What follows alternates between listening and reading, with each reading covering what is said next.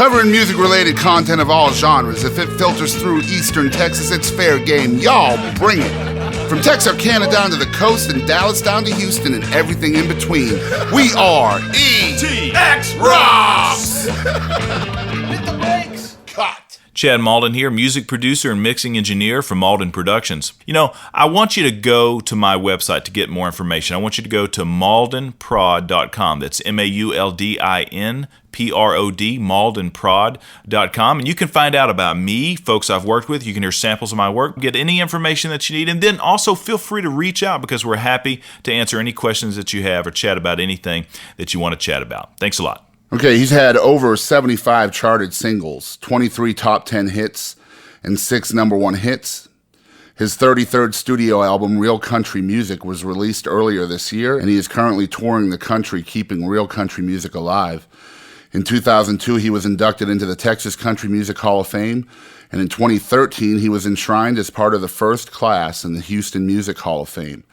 His signature song, Farewell Party, is one of the best country songs of all time. Born in Palestine, Texas, and beginning his career in Houston, ETX ROCKS is honored to have Mr. Gene Watson join us via telephone. How you doing, Gene? I'm doing good, Chris. Once again, I just want to thank you for coming on ETX ROCKS this morning. We're real excited to have you, and we'll get right into the questions, if you don't mind. It's good to be talking to you. Okay, the first question I have for you, sir, is tell us some of your memories growing up in East Texas. I understand you lived on a school bus for a time. Yeah, well, I mean, I was born in Palestine, Texas, and didn't stay there long. I mean, we moved up to the town I call my hometown, which is Paris, Texas, up in northeast Texas. Yes, about, sir. Yes, sir. I guess 25 miles from Red River. Right. And I was raised out on the rural route, you know, and went to a country school in Sumner, Texas. The school was Central High School, and that's where I spent most of my school days and everything. And I left school to kind of help, you know, make both ends meet when my freshman year in high school. And boy, I tell you, I just, you know, wouldn't take nothing for my raising back then, but it going was pretty tough back then. I come from a pretty poor family, and I'm so proud of that, because if it hadn't been for that, I don't think I could appreciate things as much as I do nowadays. But that's kind of how it happened. I was back in Lamar County, Paris, Texas, where I was raised. And do you ever come back to East Texas and kind of visit your roots sometimes? Oh, yeah, I do. In fact, my bus stays right outside of Paris, a little town called Pattonville. Out there, we've got a shop out there. A good friend owns a shop, and we leave the bus there when we're not on the road. And all of my musicians kind of converge on the bus when we get ready to go out of town. So, yeah, I'm there quite a bit. So it's almost still kind of like a home base for you. Yeah, it is. Even though all of my operations and everything are out of Nashville, I'm booked out of Nashville, managed out of Nashville, and do all my recording in Nashville. Well, my home operations are still like out of my hometown of Paris. Right. So did you start your music career in East Texas, or was that later on when you moved to Houston? I don't know. You might say that I got started. Of course, I've sang all my life. I mean, my early, you know, memory takes me back to singing in church. That's where I guess I first began singing. But, you know, Chris, I can remember singing as far back as I can remember talking. Right. So, I mean, singing was not anything that was out of the ordinary for me and my family, because every member of my family were singers, and we all sang in church. As far as me, you know, pursuing the music business as a whole, well, I don't think I ever did. I mean, my younger brother and I, Jesse, we used to sing together. You know, he'd play lead guitar and we would sing together, and we kind of touched the amateur places, you know, the civic centers around Paris, and first one thing and another, you know, like most boys will do. But it kind of grew old to Jesse. He didn't care as much about it as I did. And so he kind of dropped out of the picture. And as far as me, like I say, I never did take it serious enough to think that I could ever make a career out of it. It was just something that I loved to do. And no matter what line of work I was in, somebody was going to hear me sing because I love to sing so much. Right. I got to tell you, I found out I actually had a small connection to you. My father-in-law, who's you might remember his name. His name is Little Red Leone. He played pedal steel for you in one of your bands in Houston. I sure do remember Red Leone. I sure do. Yeah, he's literally sitting right outside the studio right now listening. So, well, I'll be dog. Man, that's been a long time back. Yes, sir. So I know that your career kind of I guess when you were playing the clubs in the Houston scene and things like that, you were working on cars, which I guess was your first love as well, right?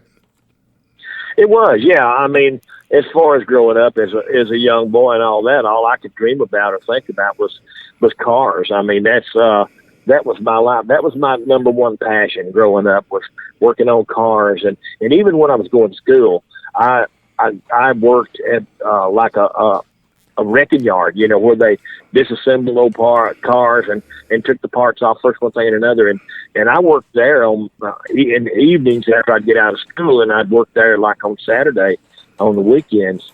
So, I mean, I went to work on cars early on, Yeah. And so you're playing the Houston club scene and all that, and I guess you run into the Whitburn Brothers, right? Yeah, I was working at a place called Champion's Ballroom, and it was a big place, great old big place. But I was pretty well known around the Houston area as as being a singer, and so I didn't have too much trouble, finding a place to play. And it just so happened I was working at Champion's Ballroom, and they had booked Teddy and Doyle and the Whitburn Brothers, and I was in there doing an earlier show, or doing my thing. I don't guess you could call it a show, but undoubtedly the Whitburn Brothers heard me up there and really liked what I sounded like, and asked me would I like to come to Nashville and spend some time with them and maybe appear on one of their shows and all that. And I thought, my goodness, yeah, what a compliment, So I went up there and they took me over to their publishing company and all that, and wanted me to demo some of their songs for them, right. And so we went to the recording studio, and I'll never forget it. We were in Bradley's barn, Harold Bradley's old studio. Yes, sir. We went in there, and boy, I laid down about 10 or 11, 12, maybe 12 tracks, and Teddy and Doyle just loved what I sounded like. Well, I went with them to North Carolina. They had a show in North Carolina. I'll never forget it, Lake Norman Theater, and I went there, and they introduced me and brought me out to do a couple of songs, and that was great. And then we came back to Nashville, and it just so happened that they were hosting the Grand Ole Opry that following weekend and at the Ryman, and they wanted me to stay and be their guest on the Grand Ole Opry. Wow. So we kind of worked up one song, and I was nervous as you can imagine. Yeah. And so I did that one song, and lo and behold, I got a standing ovation, and they asked me to do another one, and I just kind of grabbed one out of the sky, and did it, and again, standing ovation. So, it was just great. And from then on, the Whitburn Brothers and I, remained good friends, and I'll tell you, they were so instrumental in my career, that I just couldn't thank them enough. Yeah, and I said Whitburn. I got that mixed up with the Whitburn music charts. I meant to say Whitburn Brothers. Yeah. Do you remember what song Teddy you did at the Ryman for the first time? Yeah. Do I remember being at the Ryman for the first time? No, do you remember which song that you sang that night? It's kind of vague. I know. I don't remember. When you've been as long as I have, things seem to fade. But well, I read a little bit about you. I heard it was I can't help it if I'm still in love with you. The old Hank song is what I read. Yeah, and man, I'm sure that's right, because that was one that I would sing, and everybody knew, so it would have been easy for the band to work up. And what would you say, what role did that first performance at the historic Ryman, what role did that have in catapulting your career to the next level? Well, it's hard to say. it kind of upped my enthusiasm as far as being a singer, of course, but still not enough for me to think that I could make it as an entertainer. You know, that thought never entered my mind really until later on. And of course, you know, I worked during the day, so I worked on cars doing paint and body work, and I mean, I had a good time. I love working on cars, and of course, I was playing the nightclubs and everything around the Houston area at night, you know, on weekends for sure, and so I was pretty happy, but still, you know, having to depend on music to put, you know, food on the table. Well, I was reluctant to take that step. You know what I mean? Right. So I kind of laid back off of it, and I figured that was just too far-fetched to even think about. And so I just kind of settled in as a paint and body man working in Houston in the shops there. And I had a great band, you know, just working on weekends in the nightclubs. Right. So your position was just like, you know, hey, if the music works out, then great, but, you know, I'm happy either way. Yeah. Well, even still, you know, I mean, I was working in the nightclubs when a couple of local guys around there heard me. One of them was Roy M. Stone. He owned a chain of record shops called R&M Records. And the other one was Russ Reeder, who owned a distributing company and serviced the jukeboxes all around Houston, Harris County. Wow. And so they were both heavy duty in the music business, and, you know, so to speak. And they approached me one day and said, hey, how would you like to, you know, make some records, go to Nashville, make some records. And really and truly thinking back on it, I thought, you know, this was kind of a, you know, a joke or something like that. But it wasn't. Right. They took me to Nashville, and I guess that's really how it got started. They started a record label for me called Wide World Records, and we cut some songs in Nashville that I was extremely proud of at the time. And then, of course, we cut a few songs in Houston, which we had pretty good facilities there. But to me, it was nothing like Nashville. And so push kind of came to shove between them two, because Mr. Stone wanted to keep recording in Houston. And of course, I wasn't going to. And so I had a little meeting with him, and I said, you know, if I can't record in Nashville, well, I'm out. You know, right. I don't want to mess with it. And the end result was, now at this time we had one album out and a couple of 3 singles, and so, you know, I had a little bit to say, but really not that much. And I was still green. I didn't know nothing about the business, and so I told him, if I can't record in Nashville, I'm out. You know, and so Russ and Mr. Stone had a meeting, and they decided to split it up, because Russ still had a lot of faith in me and wanted to stick with it and work with me. And so the way it happened was Russ Reeder gave Roy Stone the label and all the songs, the masters that we had already cut. He let him have them, and Mr. Stone let Russ have the remaining time on my management contract.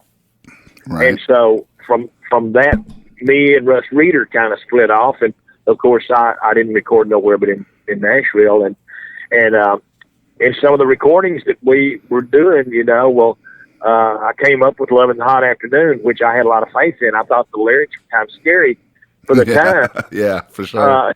But I said, you know, I told Russ, I said, you know, I'd like to record this song, but I said, I want to record it just like it was written by Kent Westbury and Vince Matthews. And I said, I'm afraid of it because it might not get played. But I said, I think for the song to be effective, it's going to have to be recorded the way it was written. Yeah. He said, let's go for it. And that was recorded in Houston or Nashville? No, Nashville. Okay. That was after Roy Stone and Russ Reeder split up, and I was doing all my recording in Nashville now. And okay. We hopped on a plane and planned out a CD, you know, I started to say CD of an album. And I'll never forget it. We landed at the old airport in Nashville. Boy, there's ice on the runway when we landed. Pretty hard to get up for a song called "Love in the Hot Afternoon" when it's hot weather. But yeah. But we went to the studio and laid it down. It and several more. and released it. And boy, it started getting play all over the southern region around Texas and everything, which is a huge, market. Right, right. Well, it got the attention of Capitol Records, and they talked to Russ, and end result was they signed me to a long-term recording contract, which happened to be 5 years. And they pulled in the Wide World recordings of Love in the Hot Afternoon and re-released it on Capitol and put a little Rush pamphlet in there, and everything. And of course, the song hit, number one in a lot of areas around Texas, but it never did get out, in national distribution until Capitol released it. Right. And then, of course, they re-released it on their label and shipped it, national, and boy, it started coming up. As a result of losing it, though, in our southern market, well, I think the song only got to number 3 or 4. I can't remember exactly.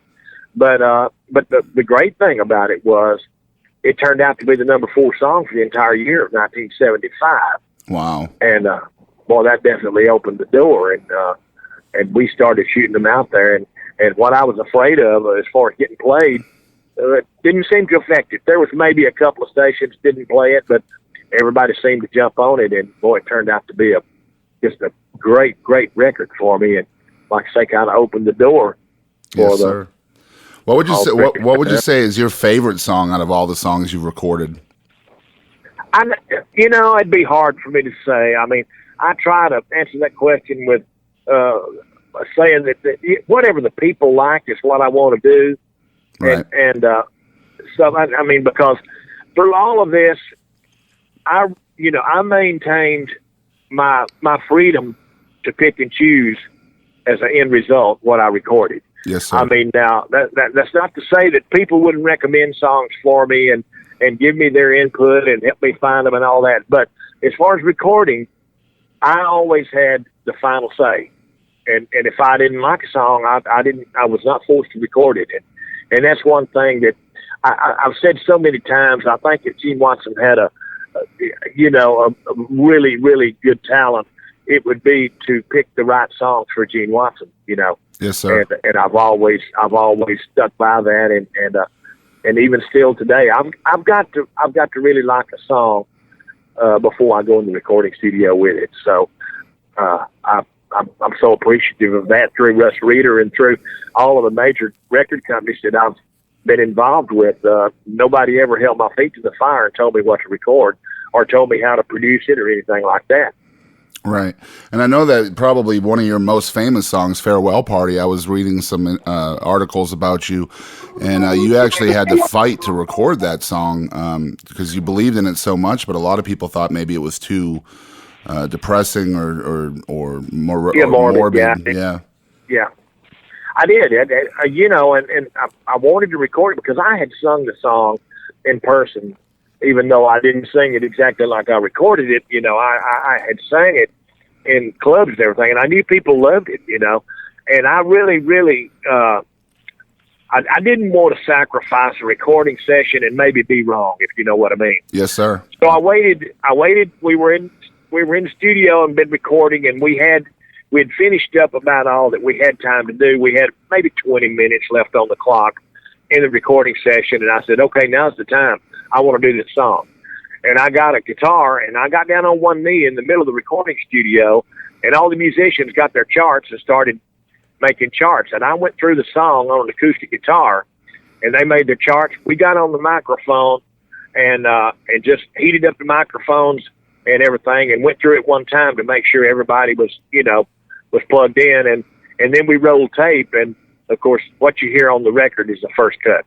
We went through it that one time and nailed it, and that's what you hear on the record. That is unbelievable. As far as that end on it, no one ever knew I was going to put that ending on it or anything. Harold Bradley was the leader on the session, and he saw where I was going, and I really didn't know that I was going to do that. It was one of those spontaneous things that happened. And as I went into that last note, the whole band just went with me, and it's one of those things that happens maybe once in a career, Right. So outside of music, if you ever actually have free time, what do you like to do? I didn't hear you there, Chris. What was it now? Outside of music, if you ever actually have free time, what kind of things do you like to do? I'm a big TV buff. I love watching TV. I still love, piddling with cars and trucks. It's sort of a hobby of mine. I've got a little shop in Houston called the Toy Shop, and I used to hang around there quite a bit. My older brother kept the place open and piddle around. It gave me a place to go to when I got off the bus, And he passed away, of course, and it's not open like it was, and I don't get to spend as much time over there. Of course, the career's heated up too, but that's one of my biggest pastimes is still cars, pickup trucks mostly. Yes, sir. I've read a bit about you, sir, and I've seen you've taken it upon yourself to keep real traditional country music alive. First of all, as a fan, I want to thank you for that because it seems like it's dying out maybe a little bit. Why do you feel it's so important to make sure that era of music is not forgotten? Well, I think for one thing, there needs to be more artists recording it, and there needs to be more producers that know how to produce it. Now a lot of people think that the stuff I record is just Sears and Roebuck, easy to play, and anybody could do it. That's not so, and just about any musician can tell you that tries to play my show. My songs have so many, intricacies in there, and signatures that if they're not played, well, it's not my music.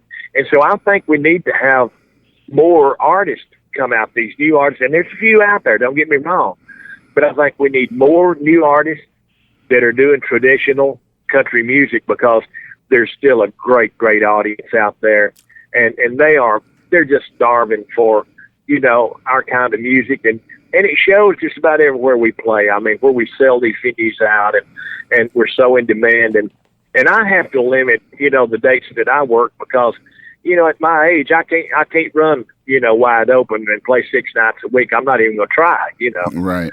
But I think that with a little help from radio, Sirius XM's trying to keep it alive, and thanks to guys like Larry Black with Country's Family Reunion and Larry's Country Diner, that has helped so much to deliver what we do to the people at home right in their living room and keep it alive. And of course, we've got a new TV starting. We're starting filming the 16th of next month, and it's going to be the Gene and Mo show on RFD TV. Very cool. Yeah, me and Mo Bandy are teaming up with the Gene and Mo show.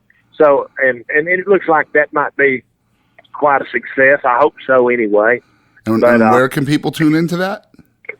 RFD TV, the same channel that they get Larry's Country Diner and Country's Family Reunion. Very cool, very cool. It'll be shown on that channel, and I don't have the time slot yet because we've just got everything okayed, and we're starting production, like I say, on the 16th, and so we're going to try to get us a season. It'll be a full season of the Gene and Mo show, so people can be tuning in for that. Well, we can certainly send people to your Facebook and your website as well for more information on that as part of this show as well. So you mentioned some of the younger artists. There's still some out there trying to keep the music alive. Who are some of the younger artists of today that you consider yourself a fan of? Well, Mo Pitney, for one, is a great artist. He's young, and the only thing is, I understand that you have to be careful when you're building a career because you have to make a living at the same time. Therefore, you have to record what'll sell. You have to. It's more or less. I have to make a living, so I've got to record what will sell, and it's a real tightrope walk there. To record and still keep it country. Yeah, and still have something that will sell to the public. So he's up against the problem, but he's a good enough singer and artist. I'm hoping that all the doors open for him. And of course, Joe Nichols. I thought Joe Nichols was one of the greatest artists that I had heard in a long time. So bad that we lost Keith Whitley because that's what he was. But we have got some new artists that's coming on, and hopefully. They will continue to do, traditional country music. I just hope that there's enough audience, to let them survive. Yeah, you mentioned Joe Nichols. I really enjoyed his cover of your "Should I Go Home" song that he did a few years back. Yeah, Joe's a good friend of mine, and he's a great artist. He sings so good, and I just love him. And of course, there's some more out there. The girl Tia Goins, she's a great artist, and given the right kind of breaks and everything, I think she could really be big as far as traditional country music. But we're just struggling along, and every show we play kind of proves that there's still a great market, for what we do. So hopefully we can get enough to keep it alive. I'm sure trying my best. Yes, sir. And I know that your newest album, which was released this year, is called Real Country Music. And tell us about it. Tell us about the album and how it might differ from any of your previous albums that you've released. Well, the album before it was one called My Heroes Have Always Been Country. And I went to the studio and recorded some songs that I had always sang, before I had a song of my own. And I kind of paid tribute to a lot of the artists that I just thought so much of and everything. And that opened a lot of doors because it had some of the traditional standards on it. You know what I mean? Right. And it put people back. And then when I came with this new CD, I thought to myself, I said, I have got to reach down to the roots of this and get some material that these people can relate to. I'm talking about my audience, and hopefully I can reel in some of the new audience too. Yes, sir. And so I went, and I recorded some songs. If you'll look on the CD, Hank Cochran, Keith Whitley, Larry Gatlin, Dean Dillon, and of course the first single off of it was written by Chris Christopherson.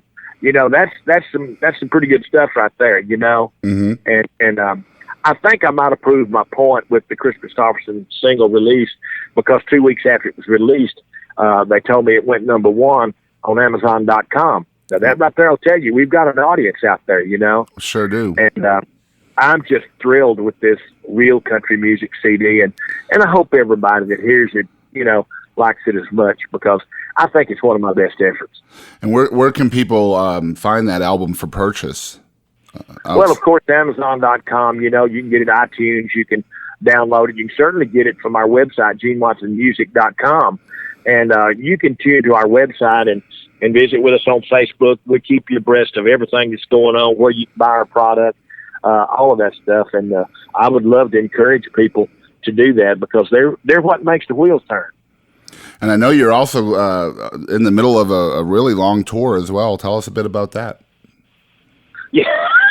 Yeah, it's kind of different, I call myself like one of them old country doctors that makes house calls. We're always on call, and it seems like when I'm about to get me 3 or 4 days off to rest, you got to go here, you got to go there, and which is good. I mean, it beats the the alternative, and I love it. It's been good to me, and the people are just really enjoying what we're doing, and I'm so thankful for that. So what's in the future for Gene Watson? Well, I've got a gospel album I'm working on that we hope to get out. I'd like to do another original album, and also the TV show. Hopefully that's going to keep us jumping pretty good, because the road dates are really nice, and as long as I can please my public, that's what I want to do first and foremost, because they're the ones that either keep you going or send you home. And so I'm just trying my best to keep all my fans satisfied, and by that, in doing the kind of music I love so much. Well, Gene, I really want to once again thank you for coming on ETX Rocks. I just wanted to let you know, my dad, who passed away in 2013, was a huge fan of yours. You were a hero of his, right down to the fact that he would sing all your songs at karaoke shows and things like that. So it's really been a pleasure talking to you, and again, thank you very much. Well, Chris Barnes, has been good talking to you too, and hey, tell Little Red I said hello. I will sure do that. Hey, maybe we'll get to shake hands one of these days. Anytime you see me anywhere, you're welcome. Come see me. I will sure do that, sir. Thank you very much, and I hope you have a very good rest of your day. Thanks, Chris. All right. Bye-bye. Have a good one. Third Street Art is a great place with great artists and tattooists at incredibly reasonable rates. Located right there in downtown Longview at 400 North 3rd Street. Alan and Lulu provide a clean, friendly environment in which to get all your tattoo and piercing needs. Visit them today and tell them that ETX Rocks sent you. Go to their Facebook at 3rd Street Art, all spelled out THIRD STREETART on Facebook. Give them a call at 903-261-8643. 3rd Street Art, right there in Longview. Hey guys, once again, I want to thank y'all for listening to this brand new episode of ETX Rocks with Boston Chris. We once again want to thank Mr. Gene Watson for taking some time out of his very busy schedule during a very long tour to sit and talk with me this week. Remember to support local music and ETX